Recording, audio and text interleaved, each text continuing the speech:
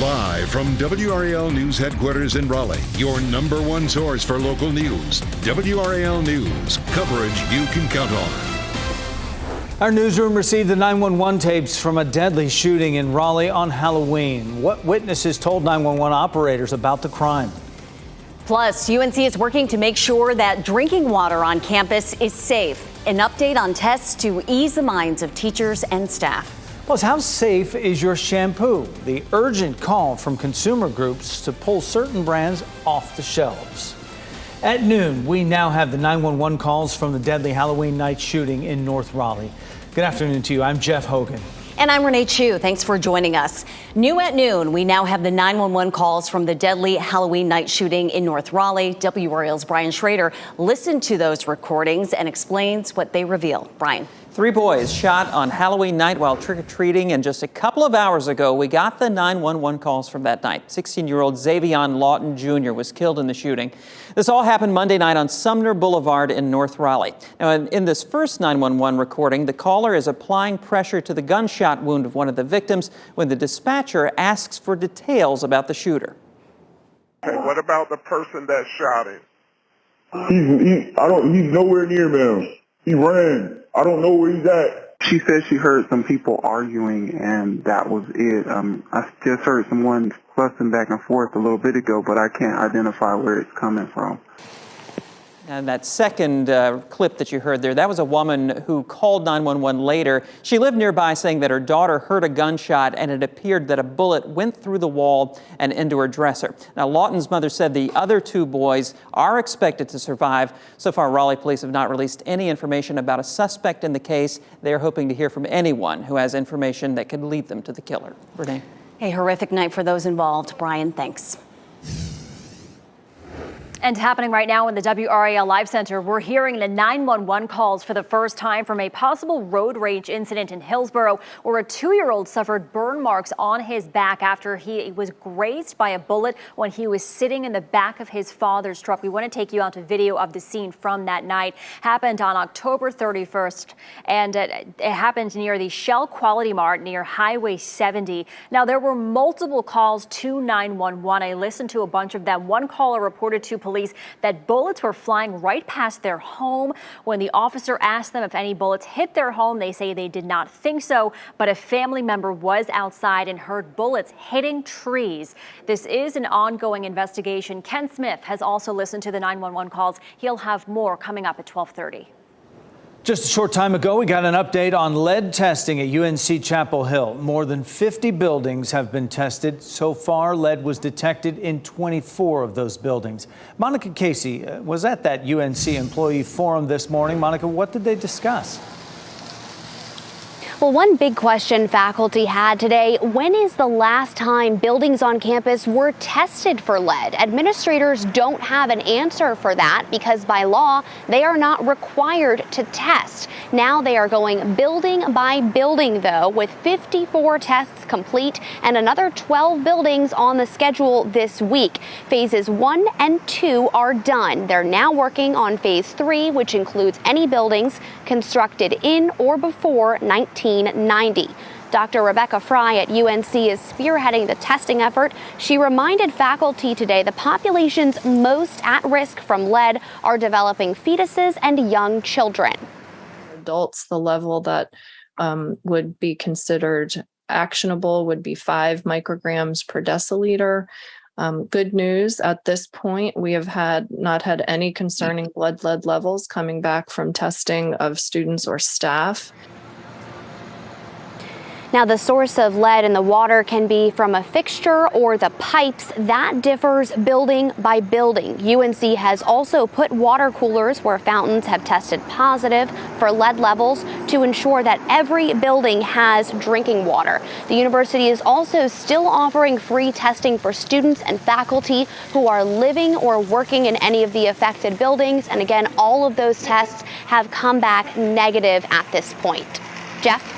Monica Casey live on campus there, UNC Chapel Hill. Thanks for that update. Body camera video is revealing more about a case at the center of a $75,000 lawsuit against Fayetteville police. We want to warn you, the video is hard to watch. What are you doing? Let's go. Let go of me! The video shows officers trying to pull Jelana Dunlap from her car, then forcing her into handcuffs when she gets out. Dunlap says she was taking pictures of a dump site as part of her job. But the officers in the video thought she was acting suspiciously. Officers ask for her ID, and she refuses to give it. But experts say that's allowed under state law. The only thing I don't understand is why we went immediately to handcuffing someone that you're just trying to identify. I know she had not been cooperative, but I don't know if it rose to the level that she had to be handcuffed to be detained. Officers released Dunlap after searching her car. There's more than 42 minutes of video from this arrest. You can see it yourself and hear what experts are saying about it by going to WRAL.com. Within the hour, we received a statement from attorneys for Jelana Dunlap about the body camera video you just saw. It reads in part, Ms. Dunlap wasn't hyperventilating because she was concealing a crime. She was doing it because she was terrified. And as the video shows, she had good reason to be. Our Fayetteville reporter Gilbert Bays has been following this story for us. You can find his reports on WRAL.com. Get ready to spend more money to pay off your debts. The Federal Reserve is expected to raise interest rates again in hopes of lowering those rising costs. WRAL's Laura Levine explains the big impact on a lot of people. This new rate hike will have a huge impact on borrowers. For example, people who are really depending on credit cards to keep up with rising prices at places like the grocery store here. They're going to see it's going to become more expensive to use those cards than it was just 6 months ago. The Federal Reserve is expected to boost the interest rate by 0.75% today. This would be the fourth consecutive hike of that size this year. Mortgages have topped 7% for the first time in 2 decades, while credit card rates are rising sharply. Economists say this also means businesses are going to be less likely to borrow money to expand, therefore less likely to hire more people. NC State economist Mike Walden tells me this effort to reduce inflation will slow down rising prices, but many people will still feel the pinch in the months to come. Most of the price increases we've already had over the last roughly 2 years, they'll stay. And so the point is to get them to go up at a slower rate and thereby allow people's wages and salaries to start to catch up, because that's been the key thing here. He tells me that this is just one of many more rate hikes expected in the next couple of months. That decision from the Federal Reserve is expected to come out around 2 o'clock this afternoon. Laura Levine, WRAL News, Raleigh. And as Wall Street prepares for that rate decision, stocks are responding by dropping. Dow Jones Industrial Average is down 35 points right now.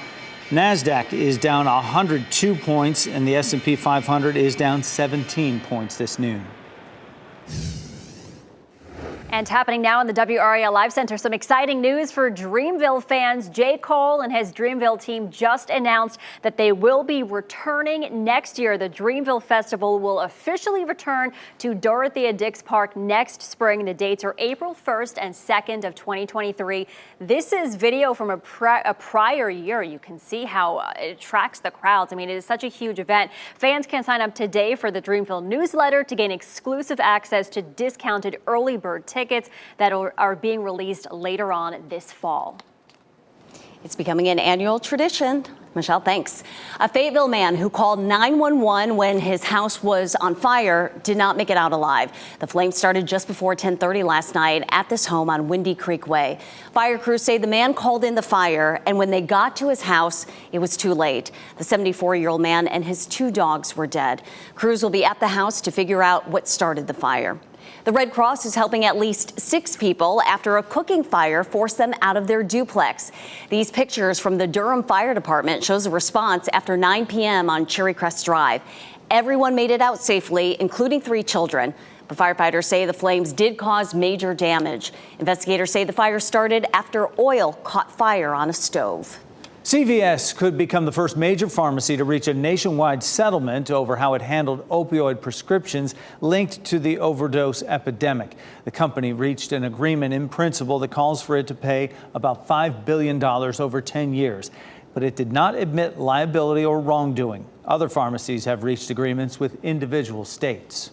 In just a few hours, we'll learn more about North Carolina's efforts to fight the opioid epidemic. State Attorney General Josh Stein is visiting Smithfield to discuss the national $26 billion settlement with opioid distributors.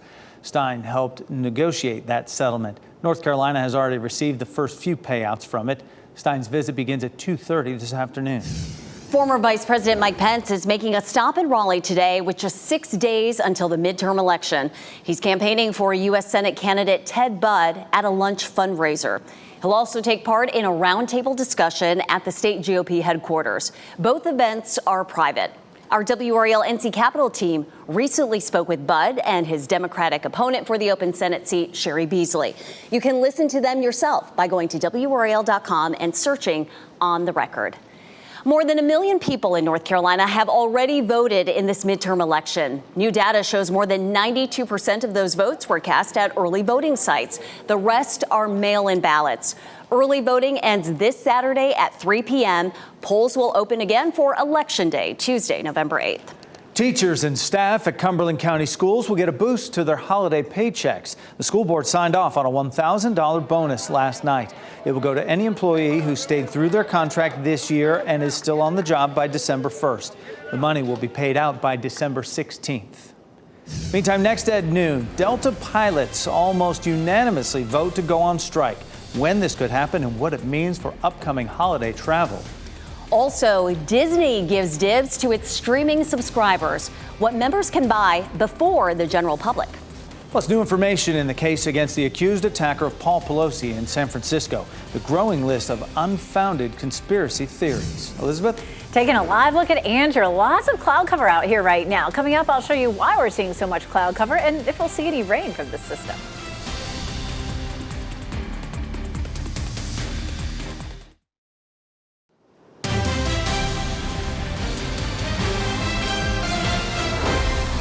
Delta pilots voted overwhelmingly to go on strike just weeks before the busy Thanksgiving travel period. You're looking live at RDU International Airport right now.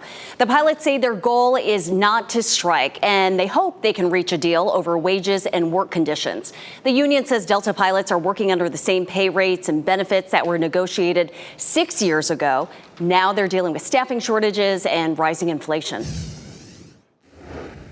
We've been working incredibly hard through the pandemic, a record amount of overtime to get our customers where they want to be. And if anything gets under your skin, it's the idea that things aren't improving for you, but at the very upper end, things are going wonderfully.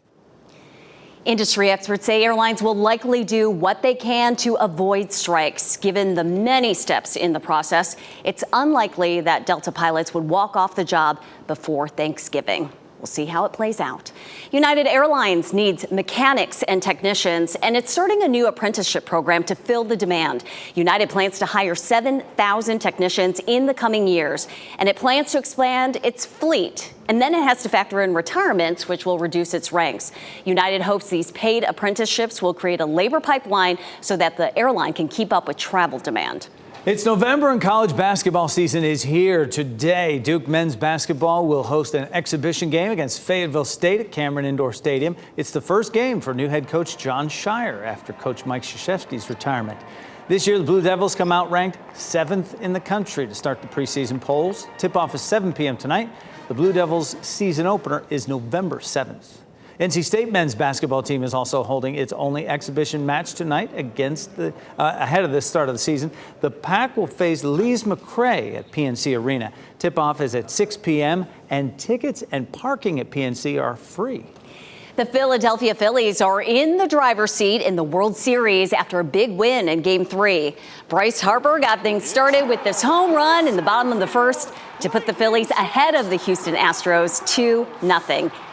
Alec Boehm then followed with a home run of his own in the next inning to make it 3-0. The Phillies kept the barrage coming with 3 more home runs on their way to a 7-0 win. They now have a 2-1 lead in the series. The Astros will look to bounce back in Game 4 tonight in Philadelphia. First pitch is set for just after 8. You can watch the game live on Fox 50.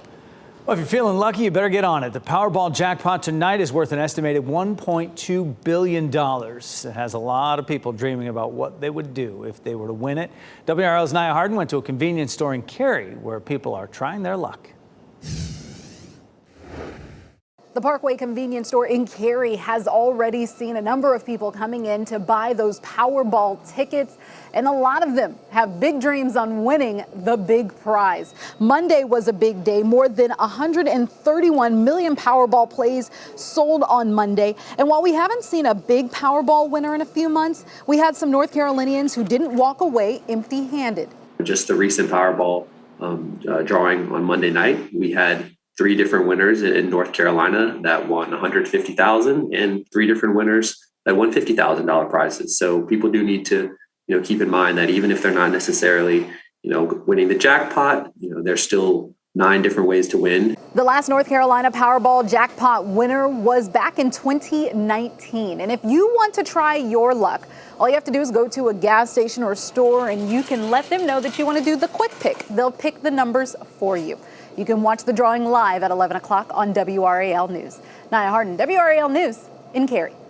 Certainly a long time to wait for that big jackpot. Elizabeth Gardner is over in the WRAL Severe Weather Center. It's a priceless look at Fayetteville there with all this sunshine. Look at this. We keep looking around the viewing area because we have so many great weather cameras. And this is one of the only ones that I saw really pretty, mostly clear skies. Looks gorgeous in Fayetteville. And the temperatures are warming up nicely here as well. But we do have a lot of cloud cover. These clouds are coming from the west. And take a look right now. Here's a look at the big picture. We have a disturbance that started off over here along the Mississippi Valley. It's mostly lifting north, but we are spreading some cloud cover across our area and a little bit of rain showing up on this version of the radar. But most of that is evaporating before it reaches the ground. We take a look at dual Doppler 5000 and everything looks fine. I really don't think we're going to see any rain until maybe overnight tonight, say after midnight. Here's a look at the visible or a high resolution satellite, and you can get a better picture for where those clouds are. Currently, a lot of those clouds are north and east of Raleigh, and you can see down here in Fayetteville and Clinton, seeing a good bit of sunshine. But there are plenty of holes in the clouds right now.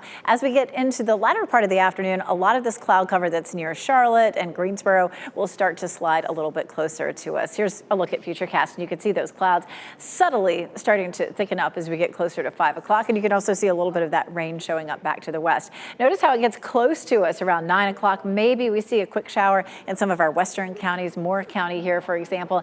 But other than that, I mean, it really looks like our potential for rain out of the system is really, really small. We're giving it a 20% chance. And then on Thursday, we start to see more sunshine. Look at that, 7 o'clock, hoping to see a good bit of sun. This is a look at our cloud cover forecast for the rest of the day today. As we get through the afternoon, we're looking at about 75% of the sky covered with clouds. It may fluctuate a little bit, but by 10 and 11 o'clock, we're back up to around 85% of the sky covered with clouds. We take a look at downtown Raleigh. Definitely a lot more cloud cover here than there is in Fayetteville. Currently in the Triangle, temperatures are in the mid-60s. We'll climb to about 70 in the middle of the afternoon. Look how much warmer it is in Fayetteville and Clinton with that sunshine. Looking at low 70s there. Elsewhere, we're really looking at mid-60s, and that's pretty uniform across our area. Our 24-hour temperature change anywhere from just a couple of degrees to 5 to 8 degrees colder than it was yesterday from the Triangle area northward. Our normal high is 68, so we're close to that today at 70, but then our temperatures really begin to ramp up, and we're looking at highs close to 80 degrees by the weekend.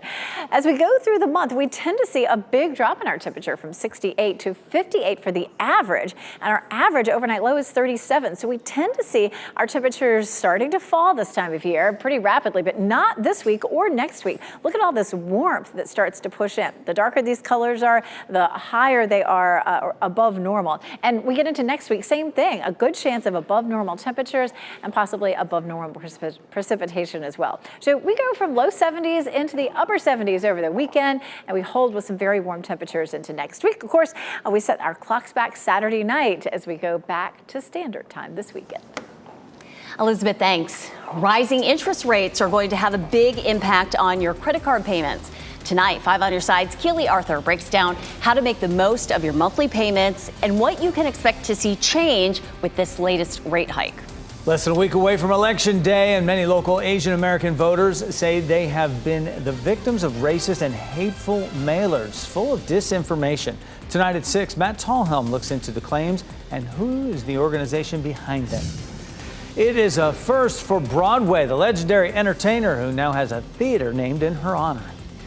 Also, how safe is your dry shampoo? The harmful chemical one group says it found in several name brands, and why you should stop using it immediately.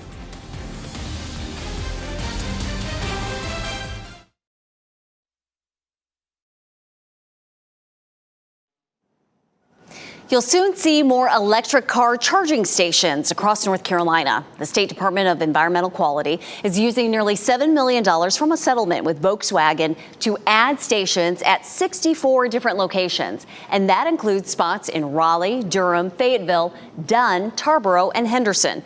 Most of the new charging stations will be along major interstates or highways. Disney is testing a plan that gives streaming subscribers the first shot at Disney merchandise. Disney Plus subscribers can buy Star Wars, Black Panther, and other themed merchandise until next Tuesday when it goes on sale to the general public. Offering early access to deals could be a way for Disney to pull in new streaming subscribers or keep existing ones. Spotify is calling Apple on the carpet over its fees. Spotify refuses to pay the 30% fee, which means it can't sell audiobooks on the iOS app. The music streamer built 3 workarounds it thought were consistent with Apple's policies, but all 3 were rejected. Apple also sells audiobooks on the platform. A lawyer for Spotify says the issue reflects Apple's anti-competitive practices. Legendary entertainer Lena Horne made history, becoming the first Black woman with a Broadway theater named in her honor. The Brooks Atkinson Theater was renamed in her honor. Horne's career spanned over 70 years, appearing in film, television, and theater. She also advocated for civil and human rights. Horne died in 2010 at the age of 92. Plans to rename the Duke Energy Center for the Performing Arts in downtown Raleigh are moving forward.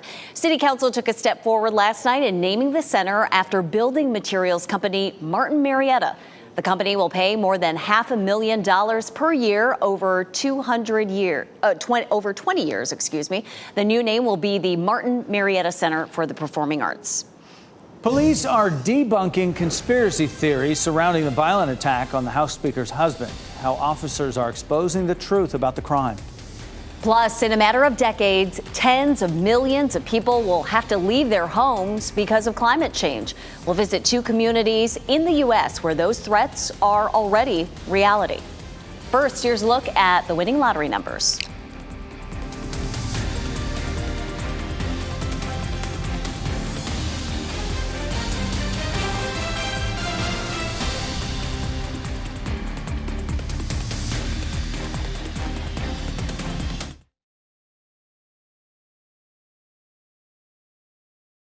Shot in 4K ultra high definition. Your #1 source for local news. WRAL News. Coverage you can count on.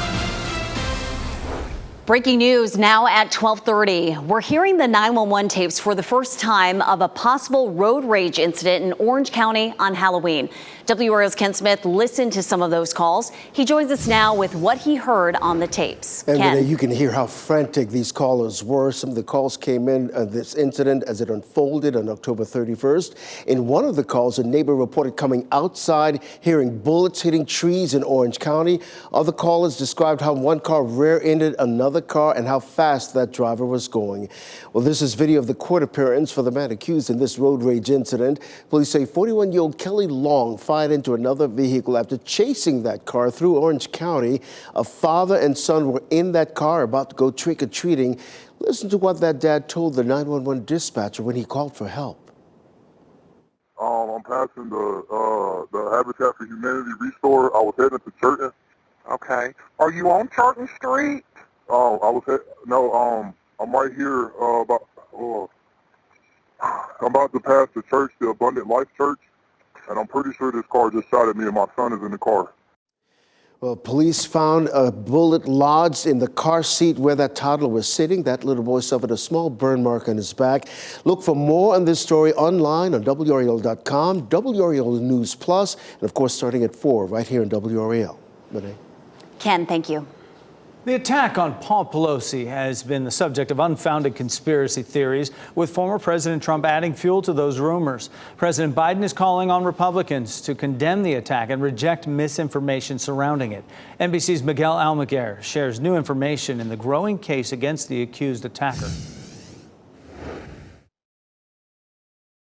This morning, investigators revealing David DePape told police at the crime scene this was a suicide mission when he broke into Nancy and Paul Pelosi's home. The new revelations coming as DePape, wearing a jailhouse jumpsuit, his arm in a sling, entered a plea of not guilty, the DA filing a motion for him to be held without bail.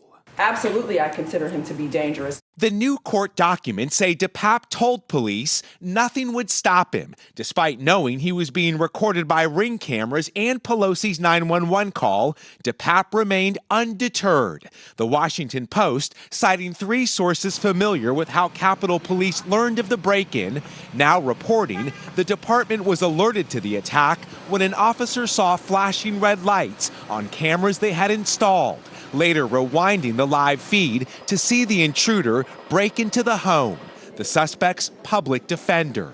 We're going to be looking into Mr. DePape, his mental state. As investigators sort through DePape's digital footprint and a journal recovered at the crime scene, the suspect's neighbors say he seemed odd. He seemed exceptionally socially isolated. Prosecutors also say he told officers he had several other targets, including a local professor, several prominent state and federal politicians, and relatives of those politicians. The attack has been the subject of unfounded right-wing conspiracy theories. Former President Trump adding to the misinformation on a podcast. The window was broken in, and it was strange that the cops were standing there practically from the moment it all took place. Law enforcement officials say there is no truth to those theories.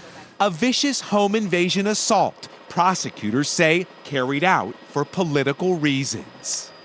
That was Miguel Almaguer reporting. In August, House lawmakers began receiving $10,000 to pay for home security systems, as well as $150 a month for maintenance and monitoring costs. Democrats want to provide about $5 million for the program in the next fiscal year. It is unclear whether Republicans will agree to that. Some top politicians are hitting the campaign trail to support candidates in tight races, and that includes President Biden. This election is not a referendum. It's a choice. It's a choice between 2 vastly different visions for America. The president stumped for Democrats in Miami, Florida last night. And former President Trump is reportedly preparing to make an announcement for a 2024 presidential run. That announcement could come as soon as next week. Lifelong Republican Liz Cheney is supporting a Democratic candidate for the first time in her career. The Congresswoman from Wyoming made a stop in Michigan last night to support Representative Alyssa Slotkin. Slotkin is facing a tight race, and Cheney says supporting her is the right thing to do. We have too often good people say, you know what, I'm out. I'm not going to be engaged and involved anymore because it's just too hard. Our politics have become too toxic. Cheney lost her primary in Wyoming to a candidate endorsed by former President Trump. A man who lost his fiancée in the Hedingham mass shooting now wants Raleigh City Council members, all of them, to resign. Rob Steele addressed the council during its meeting last night. He said the city is partly to blame for the death of his fiancée, Mary Marshall, because it failed to send out a warning. He says Marshall would have had about 10 minutes to hide if there was an emergency alert sent. An alert sent out about an active shooter anytime between the first 911 call and approximately 5:20 p.m. would have most likely saved her life. Raleigh leaders say they are reviewing the city's emergency alert system. A team of kayakers is well on its way from Raleigh to New Bern. They left Falls Dam in North Raleigh at 8 this morning for a 200-mile journey, all in honor of a fallen Wayne County deputy. The nonprofit Paddling for Pennies is holding the event on the Neuse River. This Matthew Fishman was one of 3 deputies shot earlier this year while serving involuntary commitment papers at a home outside Dudley. The group is expected to arrive in New Bern on Sunday.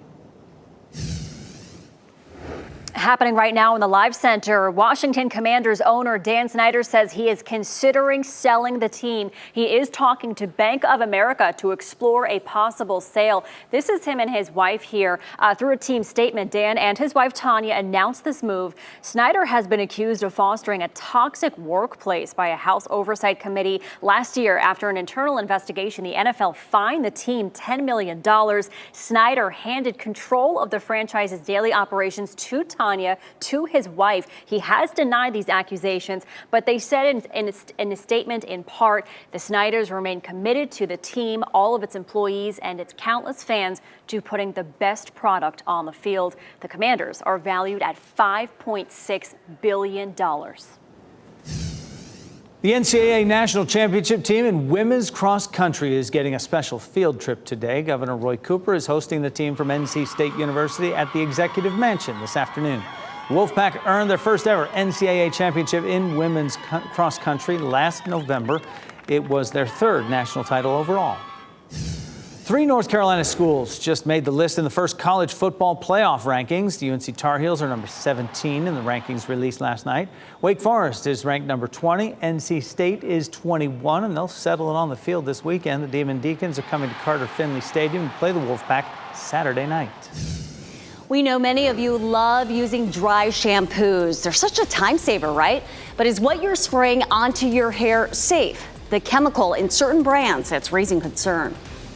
And our Teacher of the Week shines in building relationships with students, how she's doing that in the classroom and on the volleyball court. We'd love to connect with you online. Follow WRAL on Facebook to join the conversation.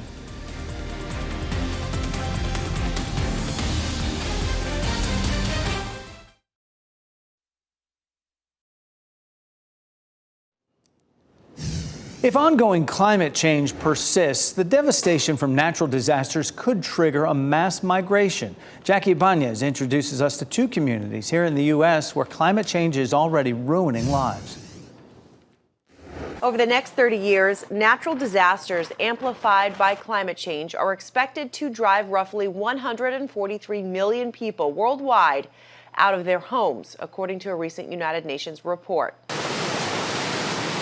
The National Oceanic and Atmospheric Administration, meantime, says coastal sea levels are expected to rise nearly a foot by 2050.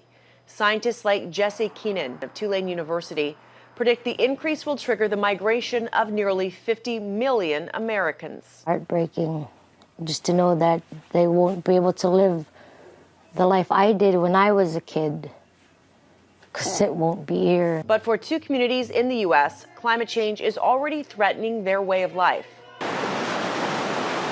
Shishmarif is a native Alaskan village, home to roughly 600. But increased storms and dwindling sea ice are causing the town to disappear into the ocean.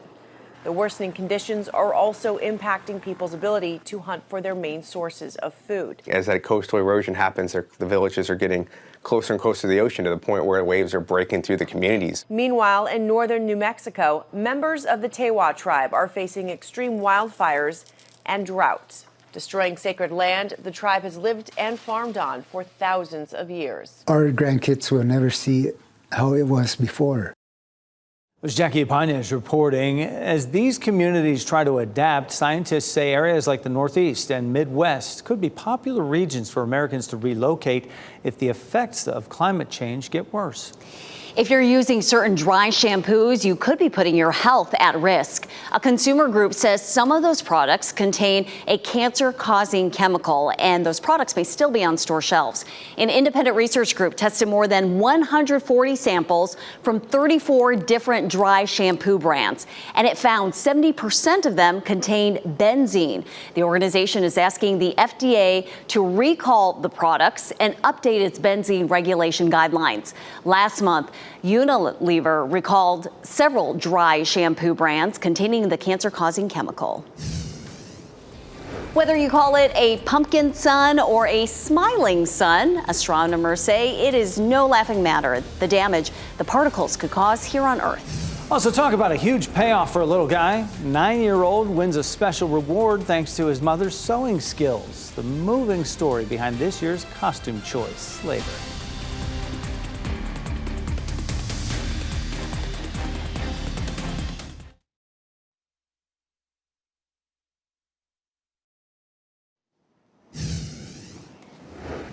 Coaches and student athletes have a special bond. Brian Schrader introduces us to our Teacher of the Week, who says her job is to be there for students and players whenever they need her. Jennifer Cochran was an athlete in high school and college. She got a degree in human resource management and a minor in math, and then she worked in private industry. And I had a passion to coach, and so that led me to be a lateral entry teacher, which is not a big thing in the teacher world today. 24 years later, Cochran is teaching math and coaching volleyball at News Charter School in Johnston County. She says coaches see a different side of these student athletes. You're with them all the time, and so you're able to really help them with those things, with life things. Cochran still loves coaching, but she really loves teaching. I guess it's to see when the kids get it, that light bulb that goes off. And it's also on the court too, but I just love the classroom to see them grasp the mathematical concepts. Between teaching and coaching, Cochran is busy, but she's never too busy to be there for the students. Even though the work piles up, I think that's kind of on the back burner compared to like people's lives and how to help them at that certain moment. Jennifer Cochran is WRAL's Teacher of the Week. I'm Brian Schrader, WRAL News. You can look at all of our honored teachers and nominated teacher you'd like us to recognize. Go to WRAL.com and enter Teacher of the Week in the search box. Astronomers are helping us better understand a cosmic cobweb. What you're looking at here is actually thread-like filaments of compressed gas. They were formed when a massive star exploded in a supernova about 11,000 years ago. Shock waves from that explosion compressed the gas released by the star to form those threads. At 800 light years away, it is roughly the same size as 9 full moons. On the surface, this picture of a smiling sun looks happy, but NASA says the shapes on its surface could spell danger for us here on Earth. The space agency shared the image on social media, with some comparing it to a giant space pumpkin.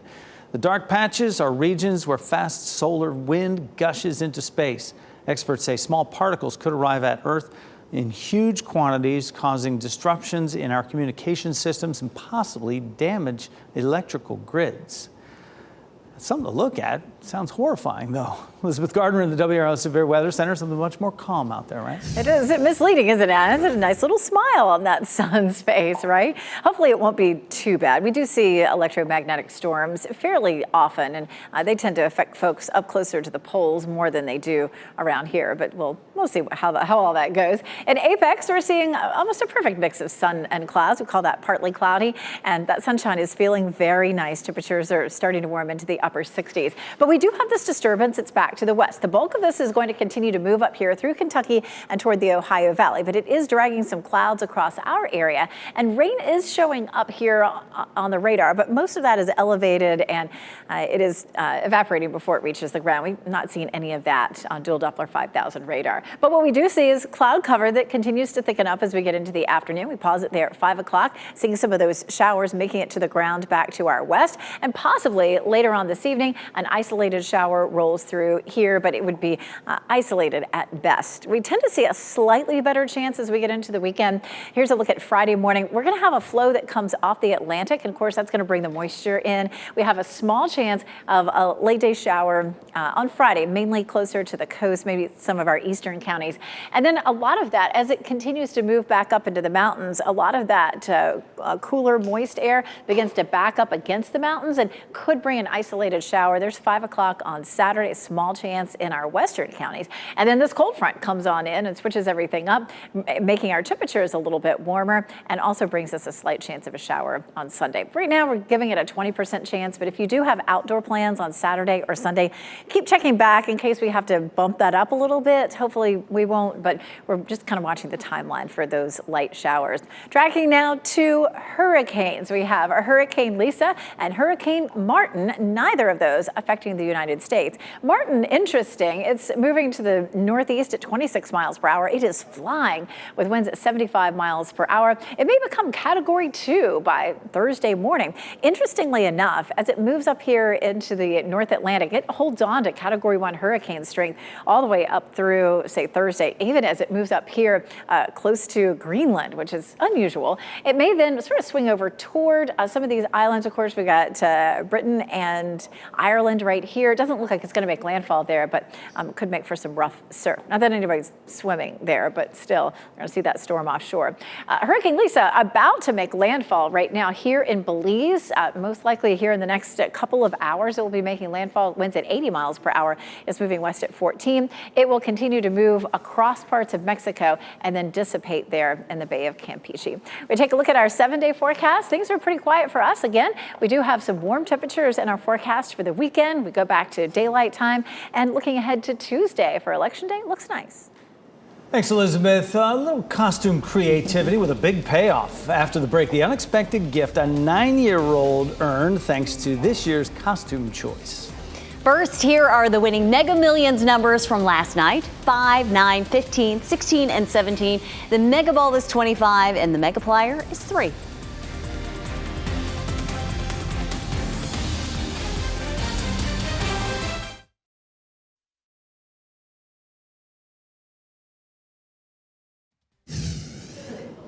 We wrap things up with a few of the headlines we are following for you today. The new 911 recordings released today describe the moments after 3 people were shot on Halloween night in Raleigh. 16-year-old Xavier Lawton Jr. was killed in that shooting. In this 911 recording, the caller is applying pressure to the gunshot wound of one of the victims. Lawton's mother said the 2 boys, the other ones, are expected to survive. Just a short time ago, we got an update on lead testing at UNC Chapel Hill. The school had tested more than 50 buildings, and so far lead was detected in 24 buildings. The university is still offering free testing for students and faculty living or working in those affected buildings. Administrators say today all of the tests so far have come back normal. J. Cole is coming back to perform in North Carolina. Today, the artist announced Dreamville Festival will return to Raleigh next spring. It'll happen on April 1st and 2nd at Dix Park. This is video from last year's festival when around 80,000 people packed the park to see their favorite artists. We have a link on where you can look for tickets right now on WRAL.com. A home featured in Stranger Things is now on the market. The Victorian-style estate that belonged to the Creel family in season 4 is this 7-bedroom home near downtown Rome, Georgia. It features a Gothic-style guest house, saltwater pool, and bocce ball court. The asking price, $1.5 million. Offers will be reviewed November 30th. Interested buyers will have to show proof of funds before they can see the home in person. While Christmas may be less than 2 months away, an Ohio boy will be reaping the benefits of Halloween for a little while longer. The 9-year-old dressed up as a container of McDonald's fries, his favorite food. His mom has made him custom outfits for the past 6 years because he has spina bifida, which affects his spine, and he uses a wheelchair to get around. She says she always stops and gets him French fries and a milkshake after his doctor appointments. Their neighborhood McDonald's noticed the costume and awarded the 9-year-old with free fries for the entire year. Our pet of the day, Periwinkle, is 7 months old, born at the rescue, so she's been around people since day one, and as a result, very sweet and affectionate, looks sophisticated in her tuxedo colors. She's also got a loud purr to melt your heart. To meet her in person, just fill out an application on the Cat Angels website. WRAL News returns at 4, but you can get breaking news updates anytime with our WRAL News app. Local news doesn't stop here. Keep listening on the radio in Raleigh at 99.3 and in Durham at 96.5.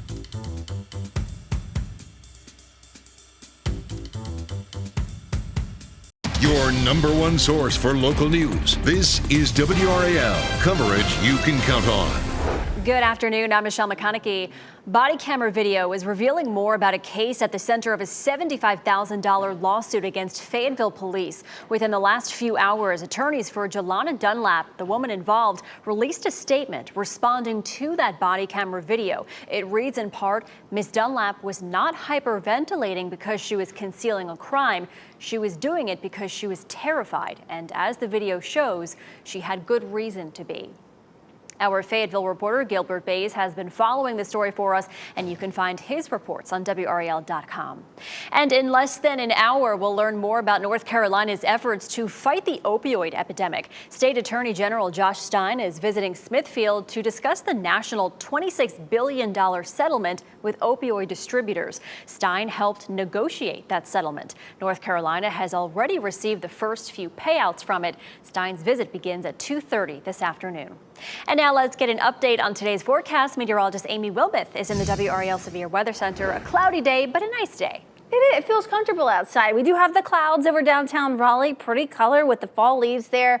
It does feel pretty good outside. Temperatures are in the upper 60s, the dew point in the mid 50s. We should climb up to about 70 this afternoon, but the clouds should stick around for most of the day. And we might have a couple of passing sprinkles. We're not going to have any widespread rain at all, but maybe a couple of passing sprinkles late this evening. This is 6 o'clock tonight, so it's dry for that evening commute. Again, just a stray sprinkle here or there, and then some sunshine tomorrow, but we might see a few sprinkles move in from the east tomorrow and a little bit of cloud cover as well. I don't think it's going to amount to anything in the rain gauge over the next couple of days. In fact, we don't have any real decent rain chances in the forecast for the next 7 days. Pretty nice out there today. High temperatures in the low 70s in Raleigh and Durham, 75 for the high temperature in Fayetteville today.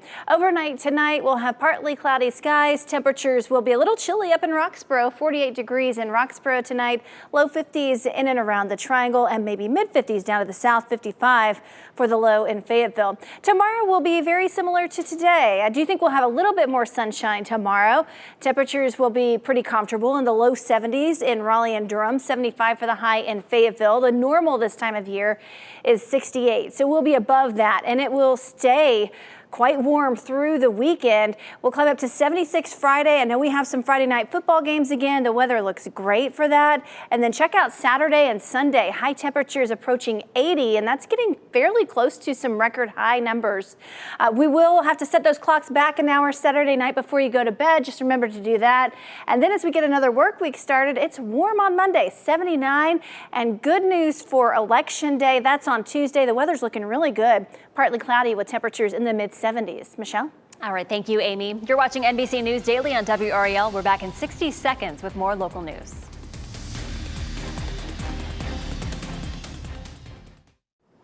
The NC State men's basketball team is holding its only exhibition match tonight ahead of the new season. The Pack will face Lees McRae at PNC Arena. Tip-off is at 6 p.m. Parking as well as tickets are free.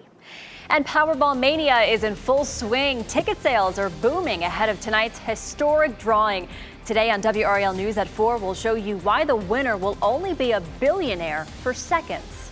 NBC News Daily continues after this. We'll see you again with a local news update at the bottom of the hour.